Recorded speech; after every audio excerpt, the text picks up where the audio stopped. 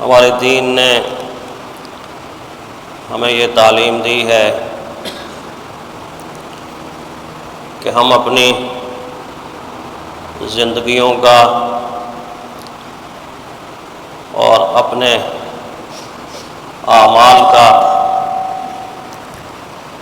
مسلسل جائزہ لیتے رہیں،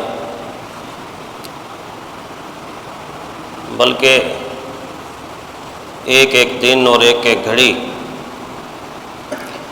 جو گزر رہی ہے اس کا حساب رکھیں، اس میں دیکھیں کہ ہم گزری ہوئی اس گھڑی میں، گزرے ہوئے اس دن میں فائدے کی طرف گئے ہیں یا ہم اپنا کوئی نقصان کر بیٹھے۔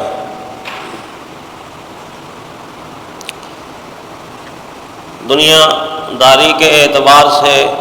تو ہم میں بہت لوگ ایسے ہیں جو اپنے مال کا، اپنی دولت کا، اپنے اثاثوں کا، اپنی تجارت کا کچھ نہ کچھ حساب رکھتے رہتے ہیں، اور ان کو معلوم ہوتا ہے کہ ہمیں آج اتنا فائدہ ہوا ہے یا اتنا نقصان ہوا ہے۔ لیکن جہاں تک دینداری کا تعلق ہے یا آخرت کا تعلق ہے، اس معاملے میں ہماری سستی، ہماری کاہلی، ہماری لاپرواہی اتنی زیادہ ہوتی ہے کہ بعض مرتبہ بعض لوگوں کی زندگیاں گزر جاتی ہیں،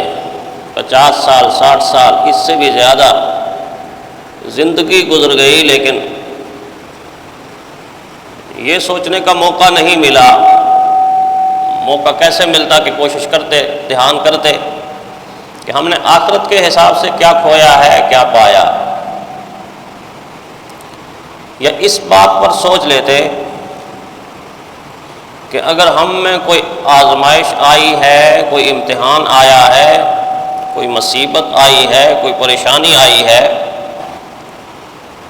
تو ہم تھوڑا سا سوچ کر تو دیکھیں کہ کیا کہیں ہمارے اپنے اعمال میں کوتاہی تو نہیں، ہمارے اعمال میں کوئی ٹیڑھ تو نہیں، کوئی کجی تو نہیں، کوئی کمی تو نہیں۔ دین نے تو اس بارے میں ماضی کے قوموں کے حوالے سے ہمارے سامنے نقشہ رکھ دیا۔ وہ نقشہ اسی لیے رکھا ہے کہ جب بھی تم کو کوئی آزمائش نظر آئے یا آزمائش کا سامنا کرنا پڑے تو تم پیچھے ہٹ کے دیکھو، قرآن حکیم میں تلاش کرو کہ ایسے حالات اس سے پہلے کسی قوم پر آئے،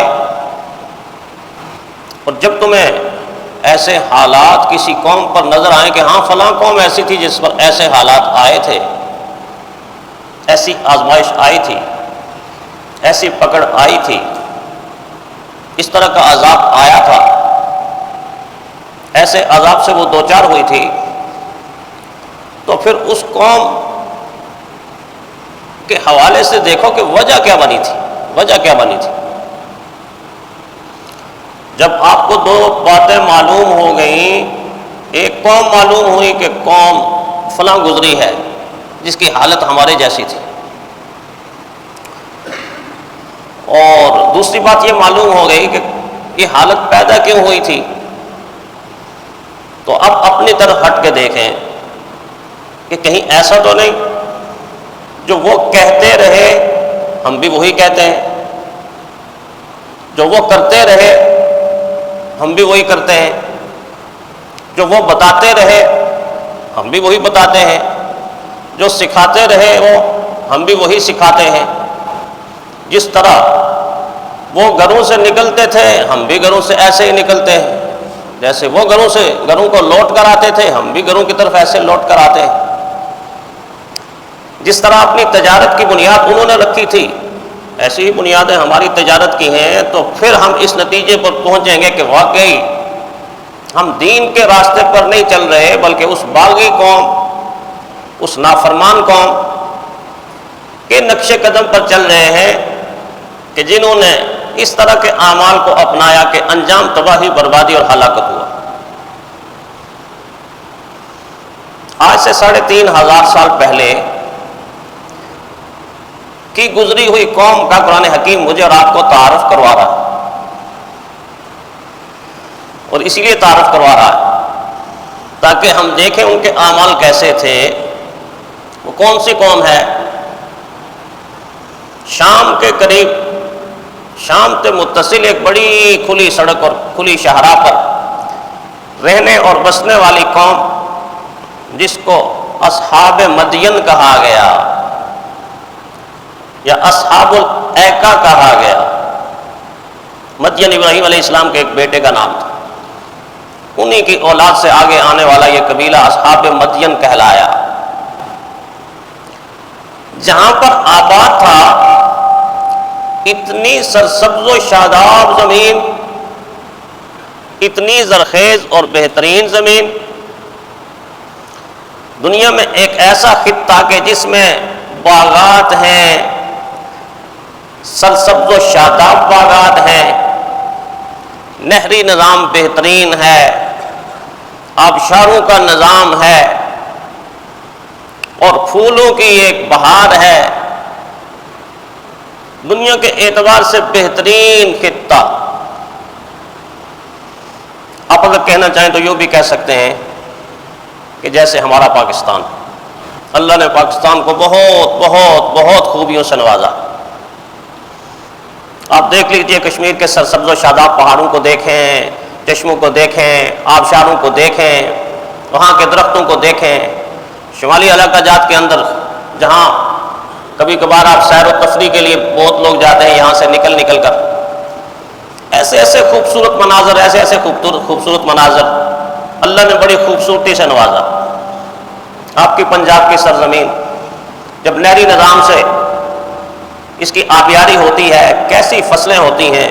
کتنی ایک بہار آ جاتی ہے، سرسبز و شادابی ہر طرح آپ کو نظر آتی ہے۔ بالکل اسی طرح کا خطہ اصحاب مدین کے پاس تھا، جس کو اصحاب الایکا، بن جنگل، ایسی سرزمین کے جس کے اوپر درختوں کے جھنڈ کے جھنڈ ہوں، ایسی سرزمین اللہ نے ان کو عطا کی۔ صرف سرزمین نہیں عطا کی، اللہ نے خوشحالی بھی عطا کی،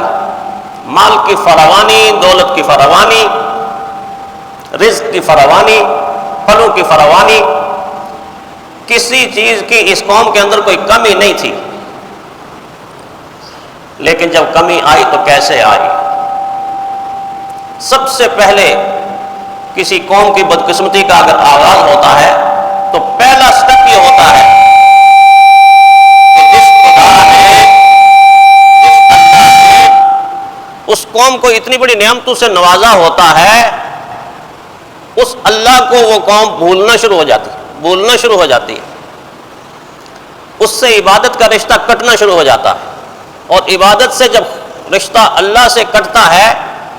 تو اللہ کی مخلوق سے جڑنا شروع ہو جاتا ہے۔ لہذا جو لوگ خدا کی عبادت سے اعراض کرتے ہیں وہ مخلوق خدا کی عبادت میں لگ جاتے ہیں، مخلوق کی پرستش میں چلے جاتے ہیں، خدا کی پرستش کو چھوڑ کر اشیاء کی پرستش و پوجا اور عبادت میں لگ جاتے ہیں۔ یہی اس قوم کے ساتھ ہوا، قوم مدین کے ساتھ ہوا۔